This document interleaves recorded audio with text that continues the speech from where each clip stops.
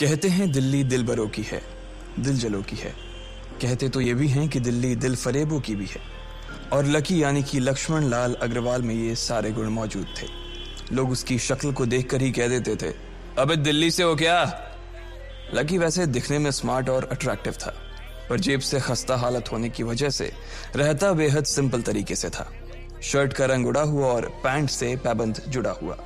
कहने को तो उसकी उम्र के लड़के दिल्ली की सड़कों पर रात को मोटर बाइक दौड़ाते थे, लेकिन लकी उर्फ लक्ष्मण लाल अग्रवाल सिर्फ कमरे से कॉलेज में पढ़ाई और गर्लफ्रेंड डिंपल के साथ थोड़ा वक्त बिताना, फिर कॉलेज से दुकान से जब होम डिलीवरी आए तो वहां, और फिर घर चला जाता था। हाँ, कभी कभी जब वो किसी लड़के को खाली सड़क पर मोटर बाइक दंदनाते हुए देखता तो कहता, एक दिन अपना टाइम भी आएगा जब मैं चश्मा लगाकर बैठूंगा और पीछे डिंपल को बैठाऊंगा।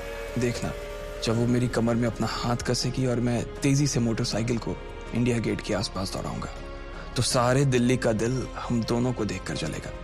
दुकान में रखा हुआ बर्नॉल भी काम नहीं आएगा। लकी ने कहा और अपने हाथ में बर्नॉल की क्रीम को दबा दिया।